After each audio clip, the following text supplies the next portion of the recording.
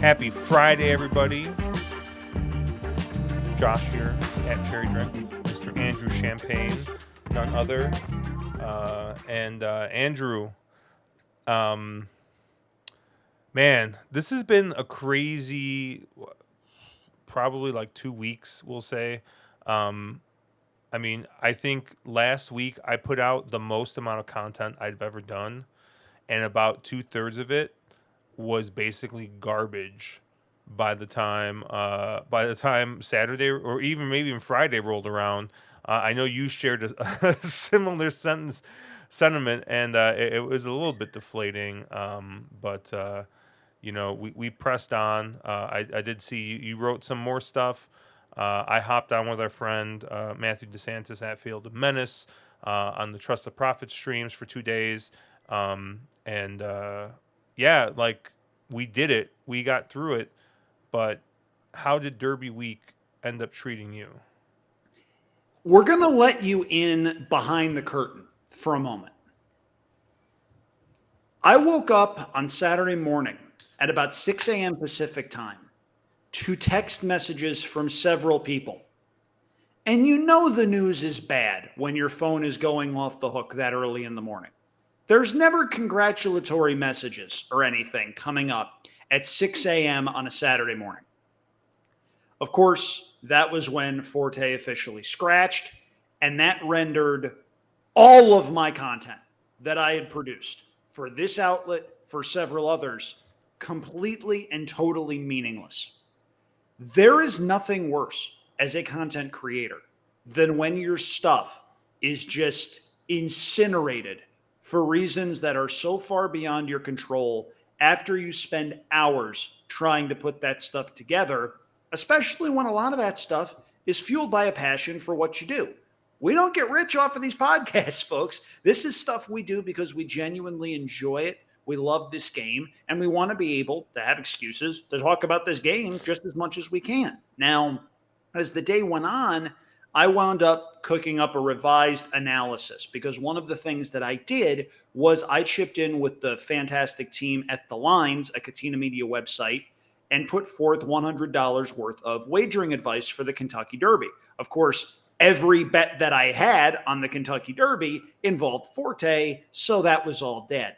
I wound up giving out $100 in tickets, and the Derby wound up being okay. Not spectacular, not great, but okay. I wound up giving out a series of tickets, including a small win bet on Mage at 15 to 1. And ultimately, if you subscribe to that $100 logic, you wound up cashing out for about $130. Not bad. But by the same token, Josh, I texted you on Saturday morning and I didn't pull any punches. I was legitimately depressed, and it had nothing to do with the fact that the horse I thought couldn't lose the Kentucky Derby wasn't running. It was because all of my content was dead. And there really is no worse feeling. If Forte had been healthy and run and finished eighth, that would have been bad. This was worse. Yeah, I told Matthew DeSantis when I hopped on his stream on Saturday. I woke up in the morning, I saw the news, and I just literally went back to bed. Like I was just like, no. I was like, I'm good. I'm just gonna go. I'm gonna go take a nap. Now, we Like, should say, look, we're not going to go down the rabbit hole, so please don't put words in any of our mouths on this. If the state vet said Forte was not fit to run, Forte shouldn't have run.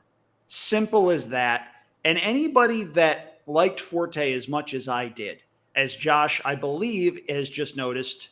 Wait a minute. There we go. Okay. We had a little bit of a burp there if you're watching us on YouTube. If you're not and you're listening to us on your podcast provider of choice, thank you.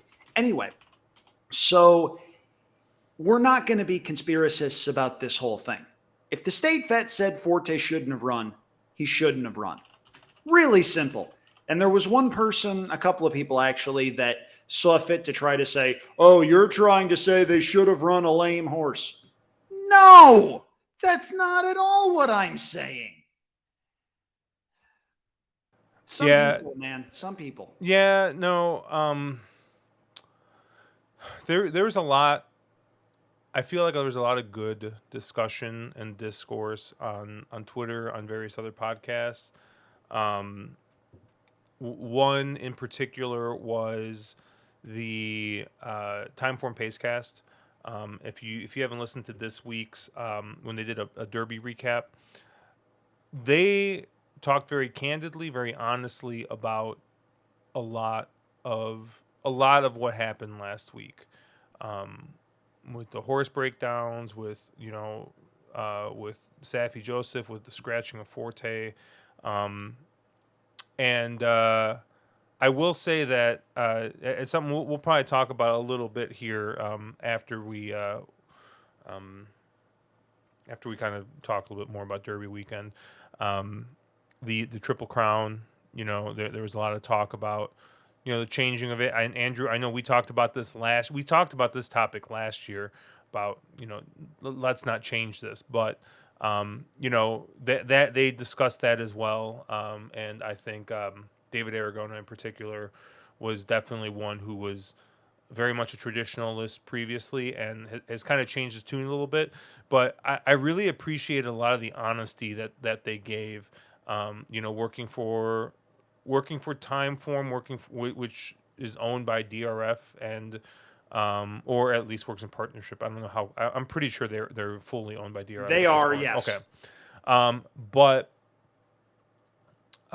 having somebody uh, in the industry working for a big name player in the industry, and them just not having the pom poms out the entire time. It was just refreshing. It's good to see. It's something that I think we need to continue to kind of look forward to, because or continue to do, because um, let's be honest, the headlines out of last year in any media that wasn't 100% racing um, were not great.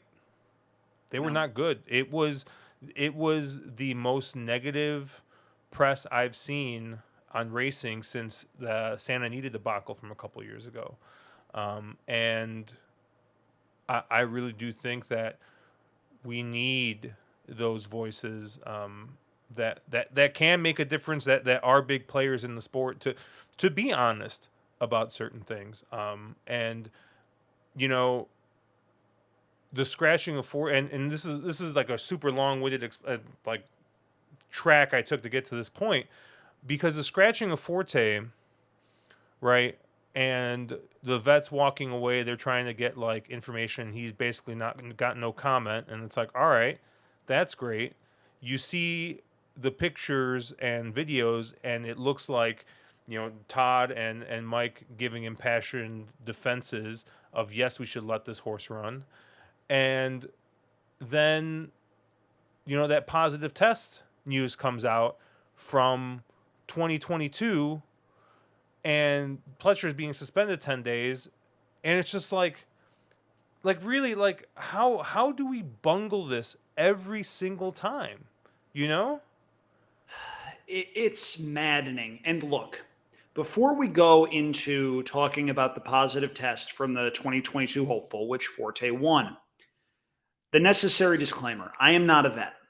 If you want someone who will give you a passionate, insightful analysis of what whatever Forte tested positive for can do to a horse, find a vet, have them explain that to you.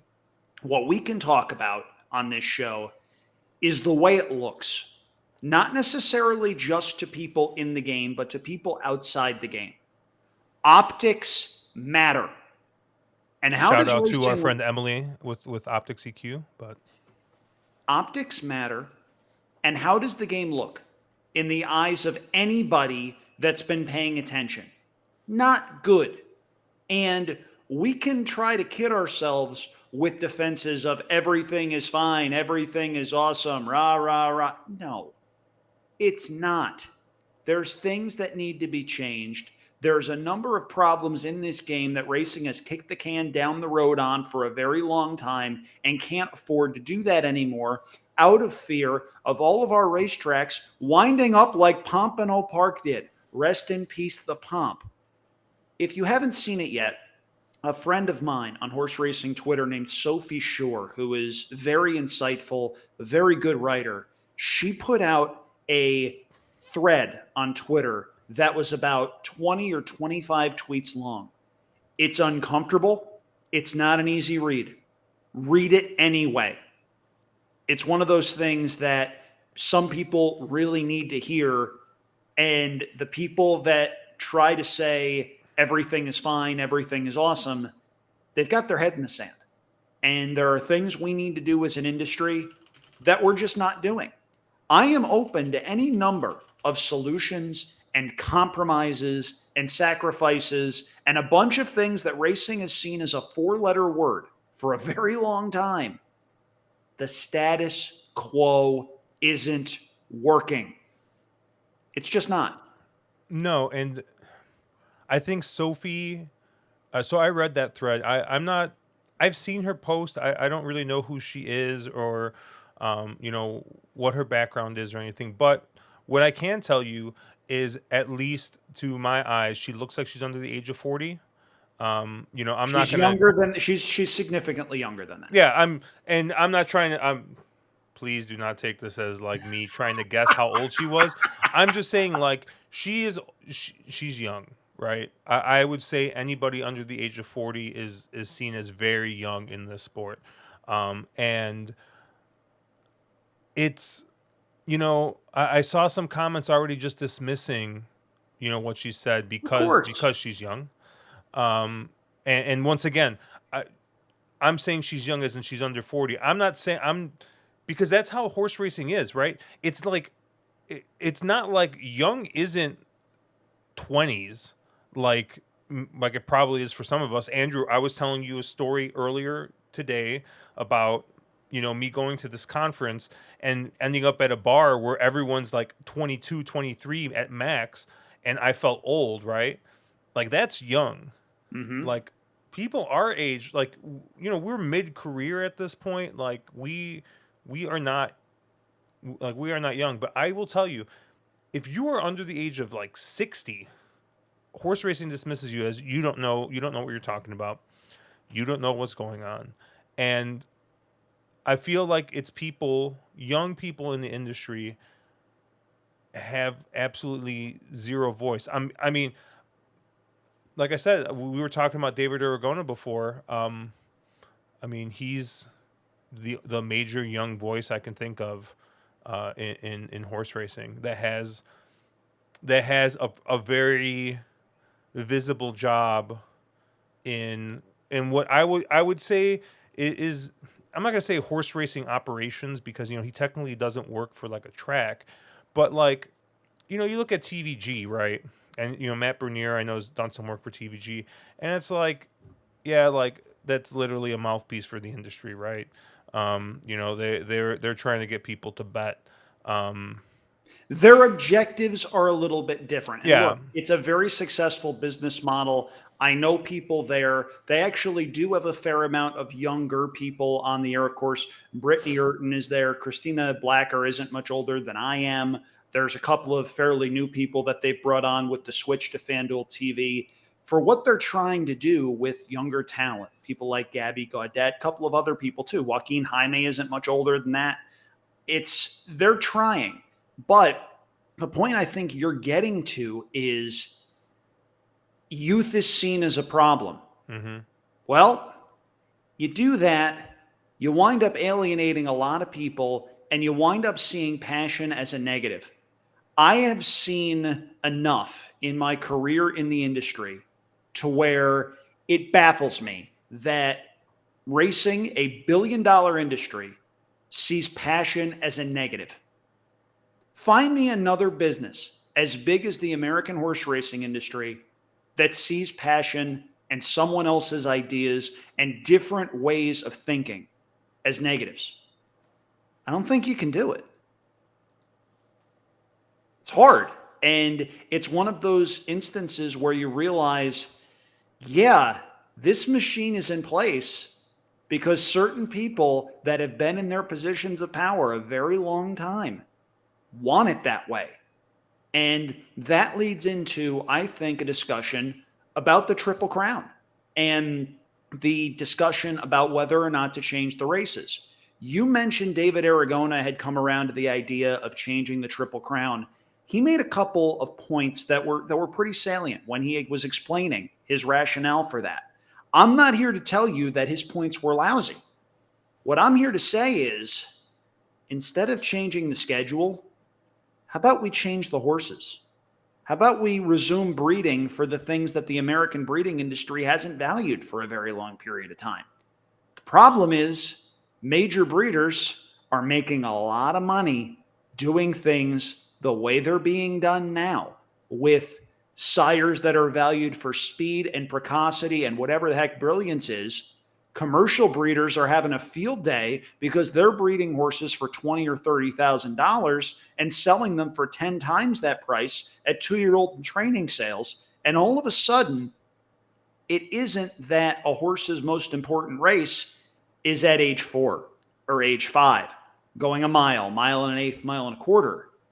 A lot of times at these 2-year-old sales, Josh, the most important races a horse runs is against the clock as a 2-year-old going 1 furlong. I am willing a number of theories and notions and possibilities as to how to improve this game. Josh, isn't that backwards? Yeah, I mean, you would think that they are raising quarter horses, you And know. maybe we get there. I mean, I saw something on Twitter from one of the great satirists of horse racing Twitter. I am, of course, referring to Sham. I am not. Talking about how his idea for a revised Triple Crown schedule is making the Derby 6.5 furlongs in May, making the Preakness 6 furlongs in July, and canceling the Belmont. And look, there's an element of truth in that. Wayne Lucas, even so much as 10 or 15 years ago, a guy that runs his horses about as much as anybody, was lobbying to change the Triple Crown to mile and an eighth, mile, mile and a quarter. We're not breeding horses the way we used to. And I would rather change the horse and attack things from a situation of strength rather than have to adapt to a weaker product. Because if you change the Triple Crown for the reasons that people are stating, and again, they're logical reasons. Horses aren't bred to run 3 times in 5 weeks anymore. I'm not disputing that. So change the horse. Who wants to do that? Everyone else is saying, we're right behind you, pal. Nobody wants to do that. If people wanted to breed horses that were ready to go a mile and a quarter as 3-year-olds, we'd be getting those horses. We're not. We're just not. Yeah, I mean, I just don't think that that's ever going to happen. It's unfortunate, but money talks. And And yeah. yeah, but I mean, I really do like I really think that the compromise is 4 weeks. And look, I'm not saying that that completely devalues the Triple Crown because the races have changed over the years. The Preakness used to be before the Derby. Stuff used to be a week apart. Citation ran a race in between the Preakness and the Belmont. I understand horses change. I understand the product has to change as a result of that. There were a lot of people complaining about the Triple Crown last year when the Belmont drew 8 horses. And I understood that even if I didn't agree with it. Here's the bigger problem. And I wrote about this for Play New York last year. 3 other Grade 1 races on Belmont Day, which is seen as a Breeders' Cup preview. 3 other Grade 1s drew 5 horse fields. Another Grade 1 drew 6. You going to change those races too? Or are we going to admit that the breed has a problem? No, I actually think the problem is that we have too many graded stakes races, but I mean, that's that's also an part of it. But, that's you that's the know, real big problem because here's the thing, right? So if you're not going for the triple crown, right? You're not going for the triple crown, and you have a nice horse, whether it's a 3-year-old, 4-year-old, whatever. All right, and you run him on Derby Day. if you're following your normal schedule, you're running your horse every 5 to 6 weeks. Belmonte is probably the next spot where you might be able to run, right? Maybe. Well, now you got Preakness right in the middle. You have the Peter Pan and Man of War Day and Man of War and these other graded stakes that are running the week after the Derby. And if you looked at the entrance for some of those, you see some nice horses, and you start doing the math, right? Like we've been talking about, and this isn't just because of the Triple Crown days, but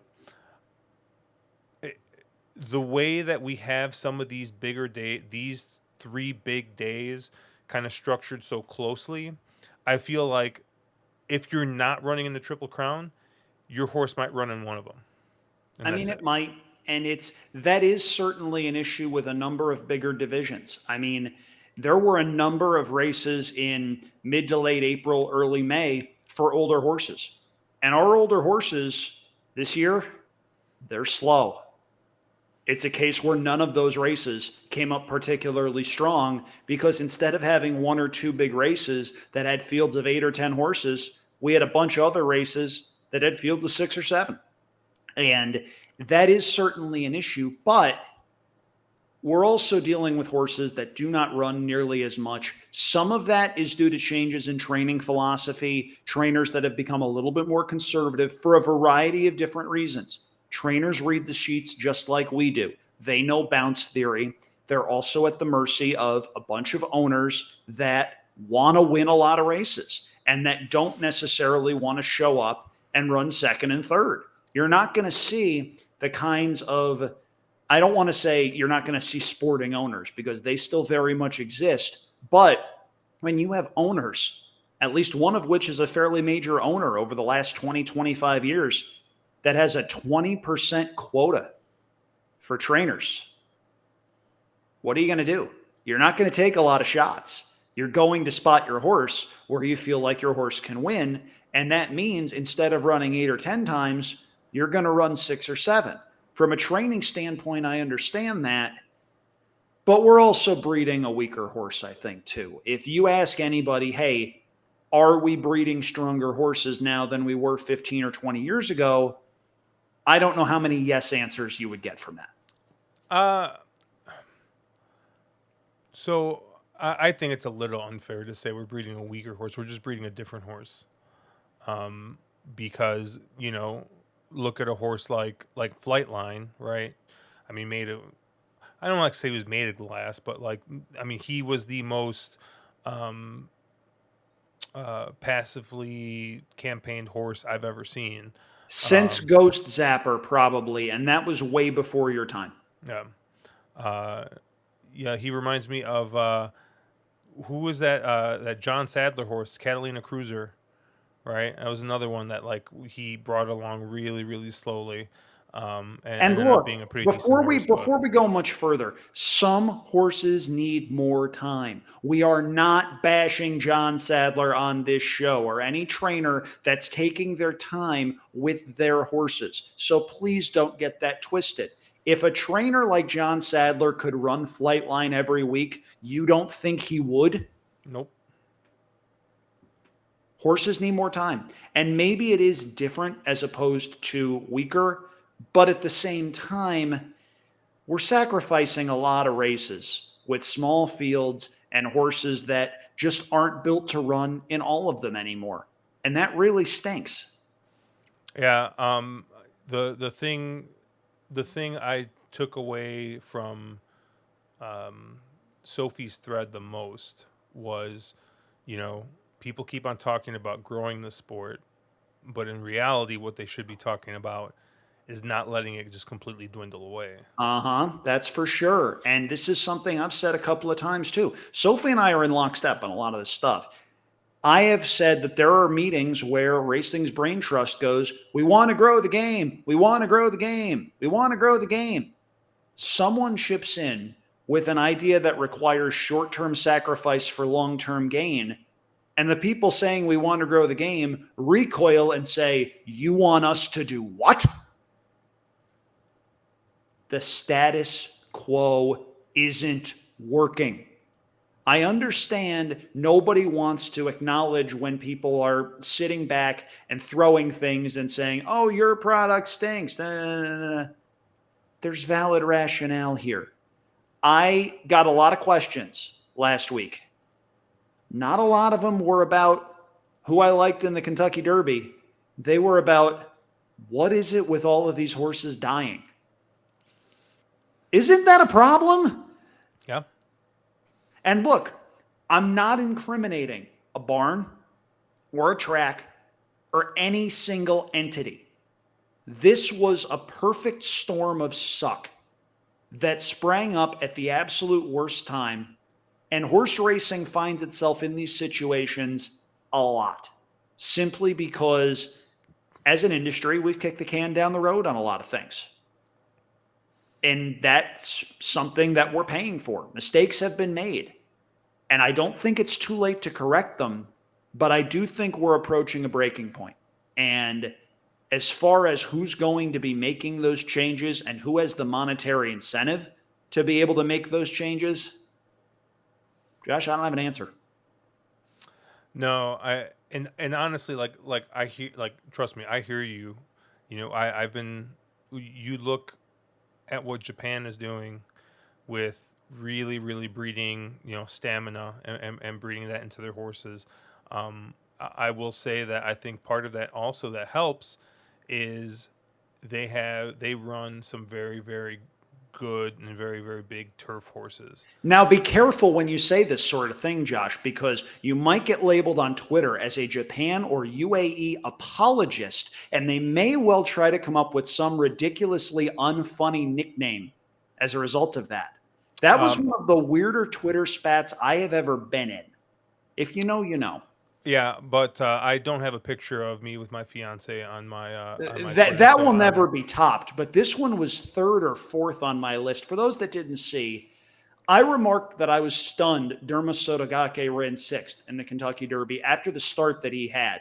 He didn't necessarily get sideswiped, but he broke a half step slow and got beaten to several ideal spots, wound up making a middle move, ran sixth. Not an ideal trip. So I posted that, and somebody called me Andy Bubbly as if I've never heard that before and tried to call me a Japan/UAE apologist. No, I just know how to watch a replay. I prefer Andy High Life. That's The my one funny thing Raider Mike has ever said in his life. um but you see what they do, right? And you know y- I really do think that the one thing that might actually help get a little bit more distance in our horses is the um, proliferation of turf racing. I mean, yeah, but by the same token, that solves one problem. It creates another one. If you've got a turf horse that's any good on the East Coast, who are you sending the horse to? Ascot. Chad Brown. Oh, And how many really good turf horses does Chad Brown have? not that And many then this we year. and then we start going into the super trainer aspect of things, and you wind up with trainers that are mapping out campaigns where they keep their horses apart as much as they can, and that's smart business to do so. The problem is that's also how you wind up with some horses not running nearly as much as they should. And by the way, if this year's Kentucky Derby taught us anything as far as on track results, smaller barns can train horses too. I I mean, I think that's a bit of a leap saying that if we have more turf races, that just helps Chad Brown. There are definitely Well, what I am other. saying is look at the turf divisions the last couple of years. Chad Brown has had 3 or 4 horses in every single one of them, and it's not his fault. It's smart business. It's smart business on the part of Chad Brown to campaign those horses. What incentive does he have to change? And if he keeps winning those races, what incentive do owners have to ship their horses anywhere else? It goes You back to that point I made about having the incentive to change. And in the present, that's just not there. look.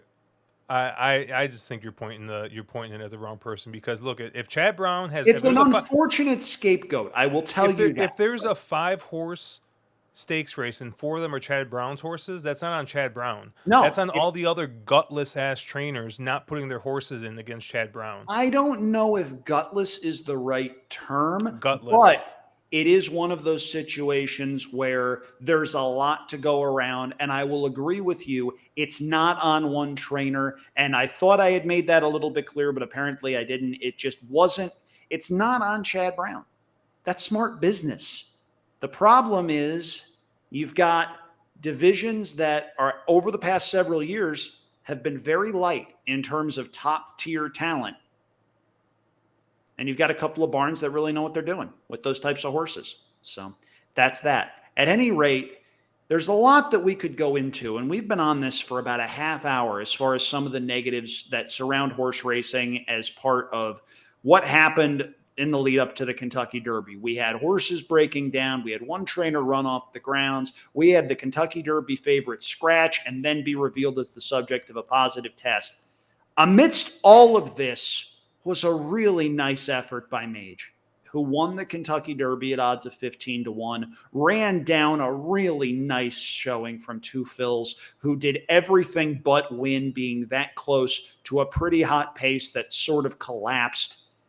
Mage is a really nice horse, and that's something that I think has gotten lost a little bit. He chased Forte twice. He had trouble both times, and he had some trouble on Saturday too.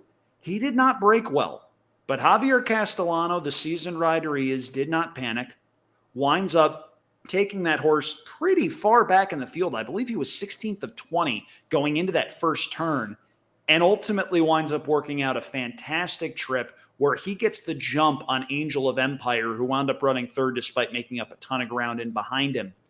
And thankfully, we're going to see him run again in the Preakness next week. The connections did take their time. They wanted to see how he came out of the Kentucky Derby. He'll run in the Preakness. We're starting to see a growing list of probables in that particular race. Blazing Sevens for Chad Brown will look to do what a couple of other Chad Brown trainees have done: skip the Derby, win the Preakness. Brown did that with Cloud Computing. He also did that with early voting last year. Bob Baffert's showing up with National Treasure. Disarm's going to be running. Red Route 1 is also going to be running. First Mission, I know, is going to be a very popular buzz horse. I don't know if any of those horses can beat Mage if he runs back to the effort we saw in Kentucky. I have the opposite take. Of course. I think Mage got a little bit lucky in that the fact that he missed the break, because I think if he was anywhere up near that pace, he would have succumbed like basically every other horse did. So I agree. I think JJ did the smart thing. Horse didn't break. He took it back, and I think he ended up just kind of lucking into a pace meltdown there a little bit. But To win the Derby, you have to have a lucky trip. yeah, and it's funny because I was thinking back about this. Part of the reason I didn't like Forte was Part of because the reason you didn't like Forte is because I loved Forte. no, that had nothing to do with it. No, we've agreed plenty of times, right? I think you're wrong about the Triple Crown stuff. I think you're wrong about some of this other stuff. I think you're wrong. We're wrong about Forte, but we agree a lot. All right, we do agree a lot. Otherwise, we wouldn't do this show.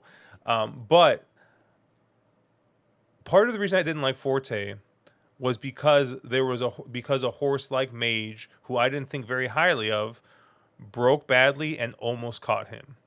And it's just kind of funny, right? Like, because you stop and think about it, and I mean obviously I was just wrong, because Mage once again ended up showing up here. Pace melted down in front of him and was able to pick up the pieces. But I also didn't see that, I guess, that same trip happening, kind of out there. And I'm not going to go back. I'm not going to be one of those revisionists and be like, oh, Forte would have won Oh, this you mean race. you're not going to put an asterisk by Mage's name like that idiot columnist wants everybody to? That's so That might funny. be one of the worst horse racing takes I have ever seen. And that's coming from one of the biggest defenders of Forte. I know you thought I was going a different direction with that, but no, this is coming from that's coming from you, one of the biggest Forte defenders, and you You can only beat the horses that show up. Forte didn't show up. This isn't complicated. just like if Chad Brown enters 4 horses. No, I'm just kidding. We're not I've said it's not his fault. If you can't keep up with me, that's your problem. gonna. Oh man. But no, I mean it was a really nice race. And I don't care what anybody says. Two Phils ran the best race. He ran his ass off. He did. I was actually a little surprised that they didn't upgrade the time form fig because of it. The time form they did a really Craig did a really good job explaining on the podcast like why they don't do it. Mile and a half races, so they have a process, and I'm going to trust the figure makers on that process. I trust all figure makers except for DRF figure makers, but or buyers, because they impart their class BS onto that figure. Do But that's not another bash story. horse racing people named Andrew with strong opinions. We have monthly meetings. But When you think about it, there's a lot of us. yeah. I did want to congratulate you on let me here. Let's get some positives in here, right? What do I do? Little What do I do? congratulations. Um, you got 95% of the way there on the Oaks. In that you pointed out the eventual winner of the Oaks, and like I said, it's been a long week. I'm already forgetting the name of the Pretty horse. mischievous. Pretty mischievous. Thank you.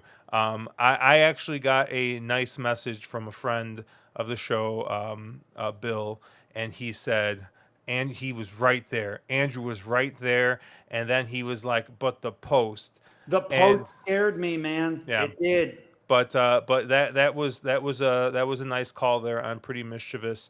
That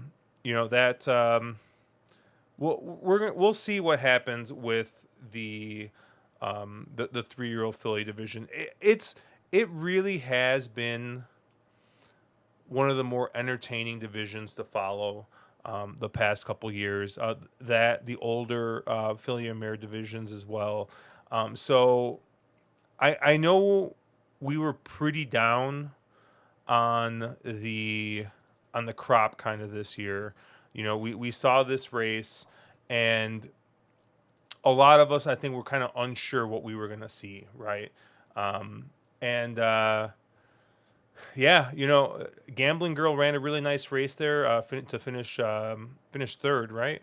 Second, she Second. just needed a little more ground. You mentioned the Alabama. I think that race is going to be right in her wheelhouse. I mentioned that she may want even longer than that. And I think if they carted mile and a half races for 3-year-old fillies, she'd have a shot there. But I agree with you there. Wet Paint had a little bit of a setup, but was sort of one paced. Pretty Mischievous navigated the trip from that outside post. She ran well. Having said that, Josh, it's an entertaining division. There's any number of subplots that can come out of that race.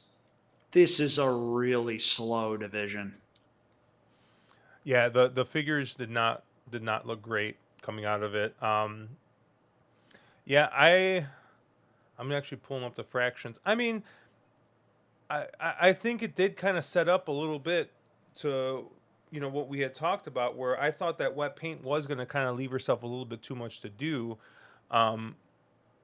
But the interesting thing is Gambling Girl was even further back Yep. and was able to make up that ground. Yeah.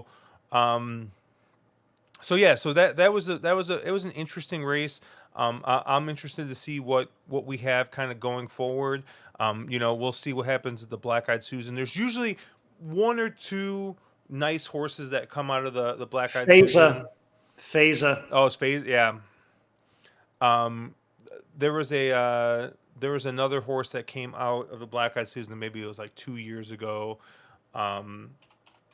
Man, I'm just like, it's One Joe of the Rosario Maria Road. And horses, I think, won the Black Eyed Susan or the Allaire DuPont or something at Pimlico the year that she won the Breeders' Cup Distaff. I'm blanking because Mike Rapoli had a couple of names with Maria in there that involved his wife's spending habits, which I guess you can get away with if you're worth $11 billion. But yeah, no, the Black Eyed Susan's a fun race. I really do miss when they had the Triple Tierra. And again, talk about race series that have gone by the wayside.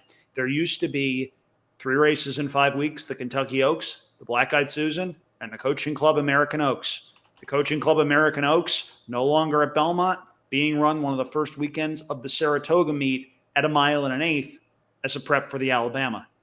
Times change. oh, last year or 2 years ago was Army Wife. I Oh, think Army that Wife, that was she a was nice, pretty good. nice little horse. Interstate Daydream. Interstate Daydream was great for me. Loved that horse that Yeah. day. Miss Marissa was one I hit on that I really liked. Point of Honor. I mean, there's some nice horses in there. So we'll see. You know, if someone comes out in that race. I mean, Feza. You know, everybody said if Bob Baffert was allowed to run that horse, like that horse would have towered over this field. But I don't know about towered over the Oaks field, but she wouldn't have been worse than the second or third choice. And as it turned out, those races didn't age particularly well. The horse that I liked coming out of that race wound up running her Oaks race on Thursday afternoon when, and tell me no lies, took a jaunt around the greater Louisville area when she got loose and wound up scampering all around and just had absolutely no punch.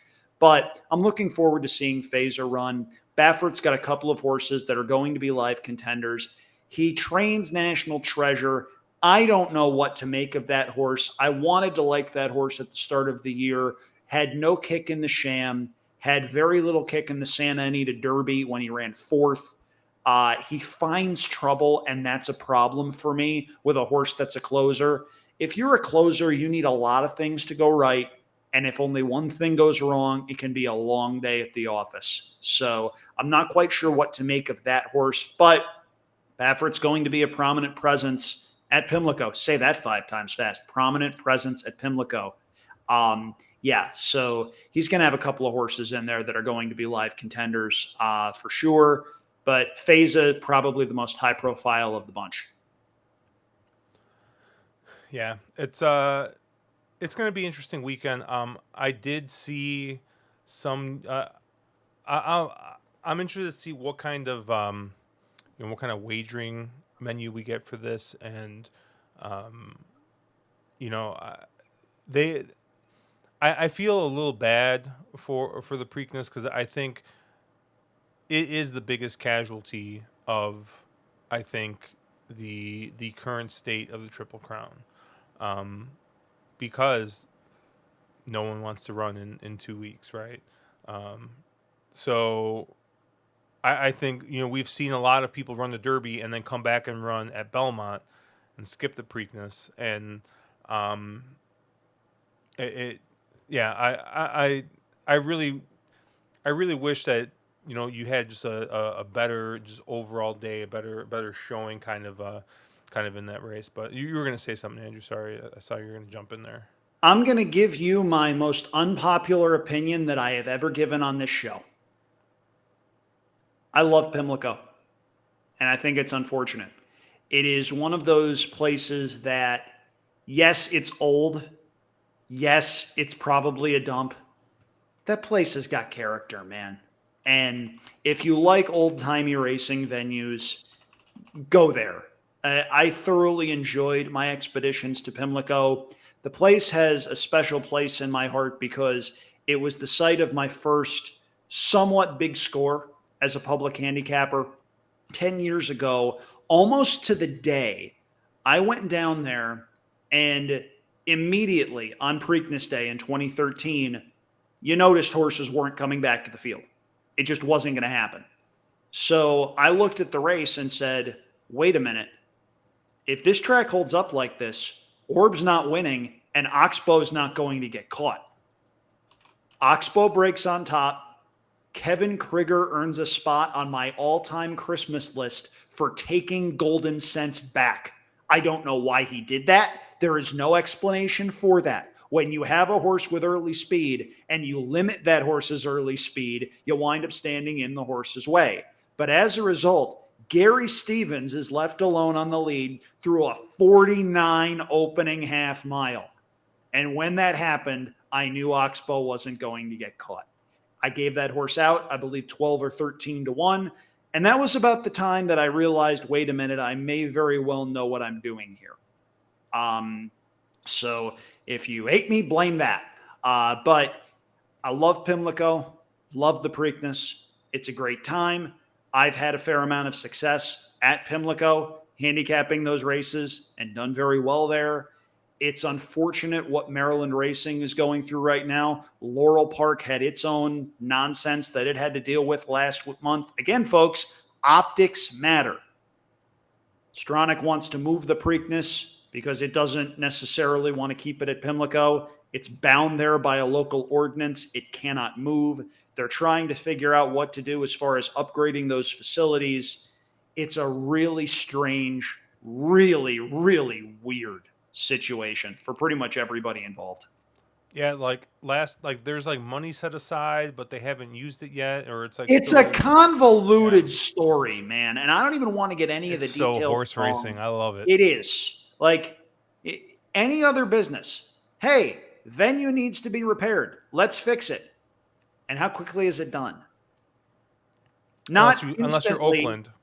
Well, yeah, my God. The Coliseum is baseball's last dive bar, which is, by the way, one of the great marketing slogans that a team has refused to use.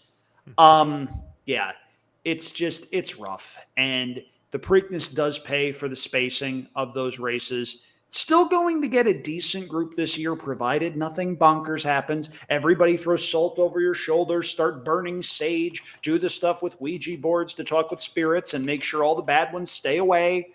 But yeah, it certainly is unfortunate. And I readily acknowledge the Triple Crown is probably going to get moved at some point. I've come to terms with it. I've made peace with it. It's probably going to happen because it's easier. It is the path of least resistance. However, I'm also a fan of the late President John F. Kennedy, who famously remarked, "We do things not because they are easy, but because they are hard." And I worry that instituting a model where we do the easy thing as opposed to the long term thing could wind up biting us in the butt. Because if we wind up breeding horses that continue to not run as much, who's to say we're not having this debate in 20 years and saying we need 2 months in between Triple Crown races? Scary thought, right? Yeah. Well, Andrew, what do you got going on this week? So I've got a whole bunch of stuff that I've been in the process of doing. I'm still doing a bunch of racing stuff for Katina's properties. Any play site that you've seen me tweet a link to, that's us. Been doing a lot of stuff there. I got a couple of things lined up for the weekend that I'm pretty excited about. Just trying to relax. Some background: I've been up at 4:30 most mornings this week for a leadership training course that Katina offers. Love the course, absolutely fantastic. Waking up at 4:30 a couple days a week takes some getting used to. I would like to take just a minute, and if you've listened to us blabber onward for the better part of 50 minutes, know that we appreciate it. But just a quick minute of your time on something that's far more important than anything we've talked about over the last 49 minutes. Talk to your people. Make sure your people are okay. If they're not doing okay, listen. If you saw something on my Twitter page on Friday, you know that I have been seeing things from my old hometown that are pretty disturbing and gut wrenching. There was an instance at a house less than a mile from where I grew up, and it's rough, and it hit me like a ton of bricks. It's okay not to be okay. The best thing you can do is talk to somebody, see if there are resources out there where you can potentially get the help you need. There's no shame in doing that. So I just needed to say that, needed to get that off my chest. And hopefully if there's somebody out there that needed to hear that and hears that and winds up having a conversation with somebody, I've done my job. Yeah, definitely. Yeah, we talked a little bit about it, so but beforehand, and yeah, tough situation. And I think anybody who's seen any of the stuff that's any of the weird stuff that's happened, tragic stuff that's happened the past 2 3 years. Take your pick. Yeah, I mean, I feel like we have this conversation uh, as a whole, as a country, just like way too much. We do. And yeah, I mean, hopefully. Oh, go ahead. no, I was just going to say we've come a long way as far as identifying mental health and how important that is. We're far better than what we used to be 5 or 6 years ago, but we've got a long way to go. And it's going to take a village to be able to address that problem in the way that it needs to be addressed. So, again, it's okay not to be okay. No shame in getting help you need. Everybody, talk to your people, tell them you love them, do what you can for them, ask if they're okay. If they say they're not, be there and listen. Yeah, and on that note, we will sign off. Obviously, check us out at ontherwronglead.com, at wrong_lead on Twitter. Andrew is at Andrew Champagne. I'm at Cherry Drank. And yeah, we'll talk to you guys later. Have a great weekend, everybody.